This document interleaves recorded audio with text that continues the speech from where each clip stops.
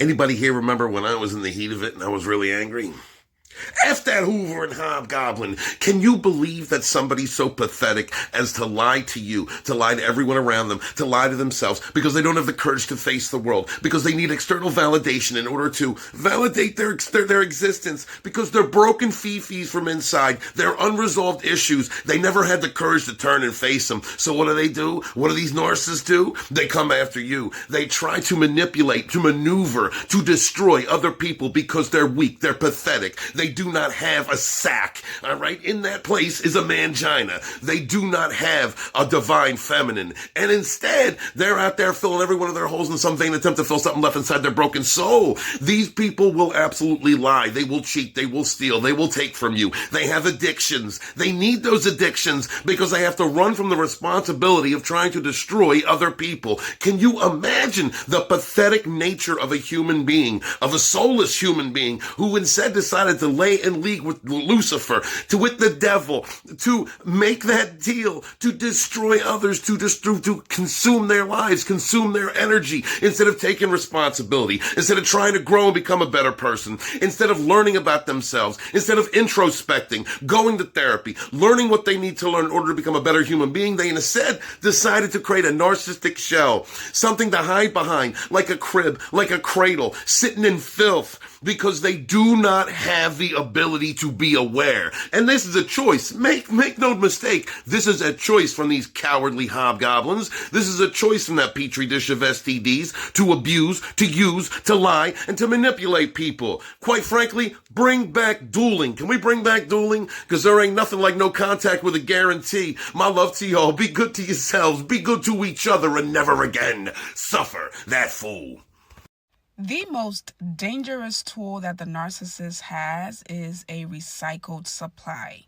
What is a recycled supply? A recycled supply is a supply that keeps going and coming. Or the narcissist keeps going back to them. After getting a new supply, they go back to them. Brothers and sisters, please go check out that account. Link will be in the description, because she's dead on. The most dangerous thing when you're dealing with a narc is dealing with that recycled old supply. I was triangulated by a narcissist with a narcissist. They both saw each other and like two demon clowns on fire running across a field trying to stab one another. They came together. She had narcissists in her past that she had been with, some of which she had destroyed. I think she took pride in destroying other narcs.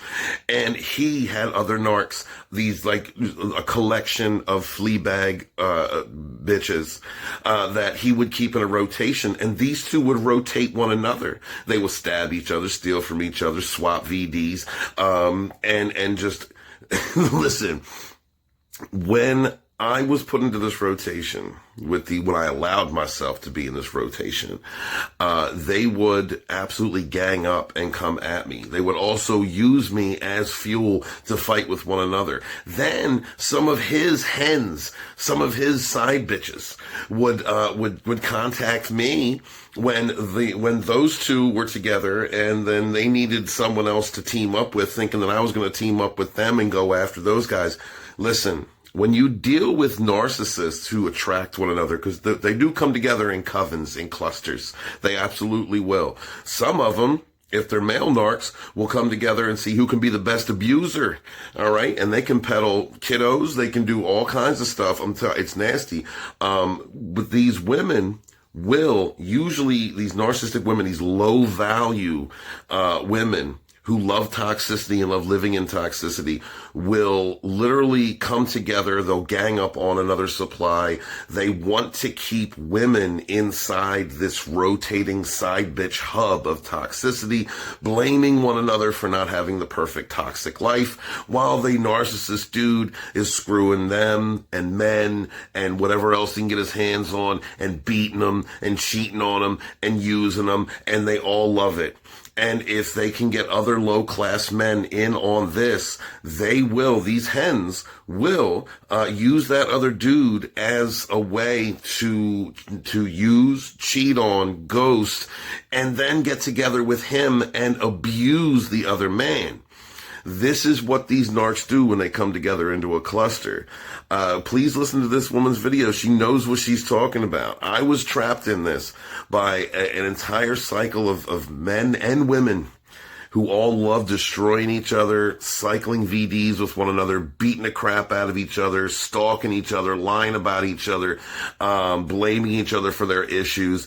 It was one big disgusting nest of demonic petri dish of STDs, burning circus of grown toddlers spitting out SpaghettiOs and beating one another. And frankly, I'm ashamed of myself for being caught up in it, but I had to learn a lesson, and I did. Now you have Lodanis Dragonstorm, Narcissist Slayer out here, able to give my wisdom and coach you guys if you do want a coaching session with me. I've been through it. I understand it. I dealt with a narcissistic sociopath and a whole bunch of narcissists and just the most disgusting batch of people. Do not put anything past a narcissist, guys. As I've been coaching people and hearing stories from other survivors, I tell you this, these people are demonic. They are evil. They do not have souls.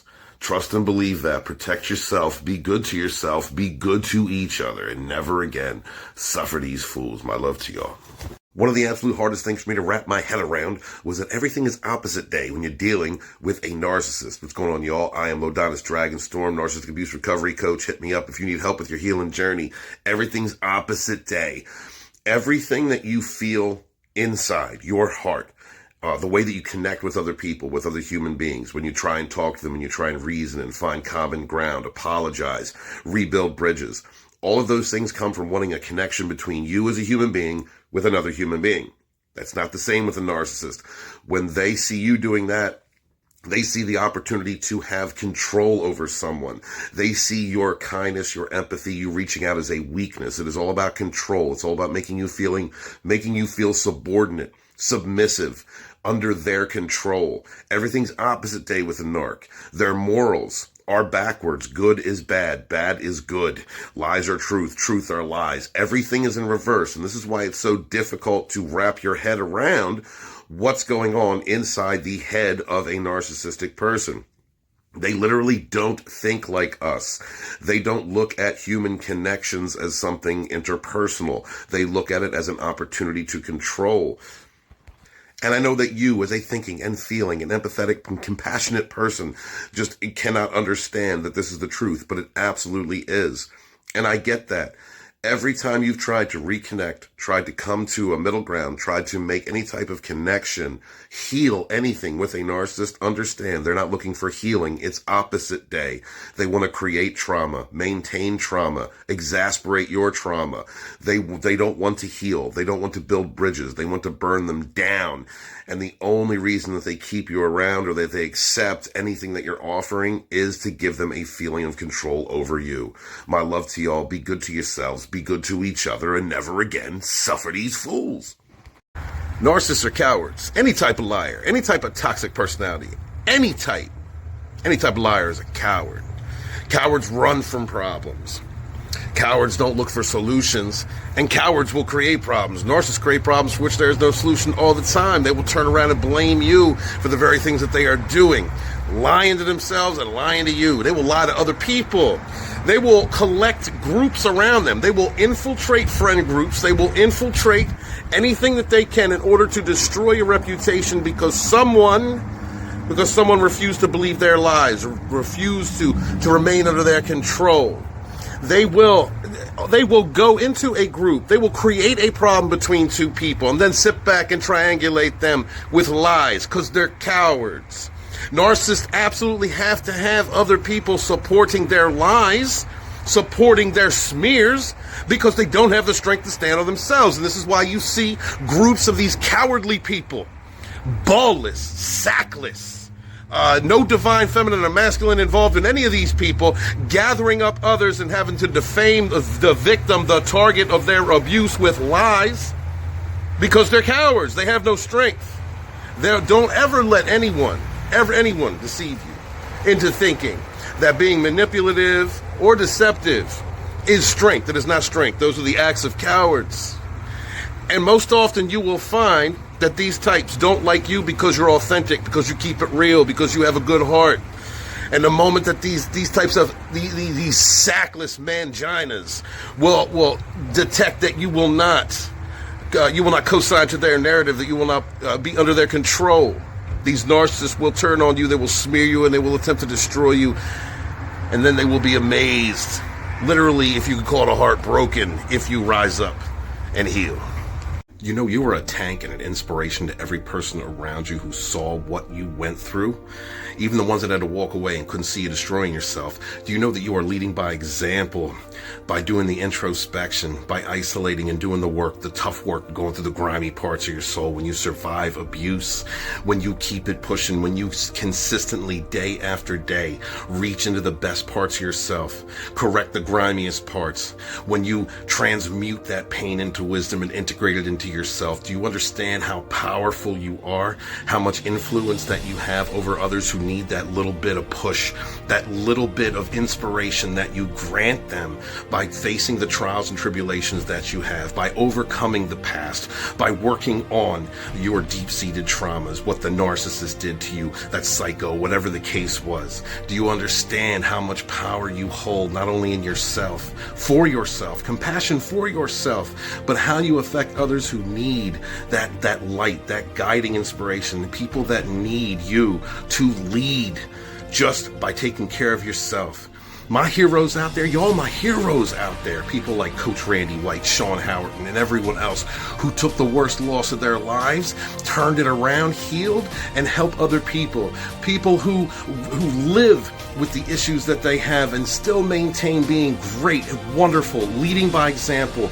Incredible friends like Sporkin News Podcast and Immortal Coil. My blessings, I'm so thankful and appreciative for them. Guys, keep fighting every day. When you feel like you can't go any further, when you're having that depressive day, you need to go through that. You need to face that so you can turn that into wisdom. You can turn that into light, become more authentic. And one day you will help others who have been through what you have, because you have the knowledge and you understand you can get through anything. My love to y'all. Be good to yourselves, be good to each other, and never again suffer that fool.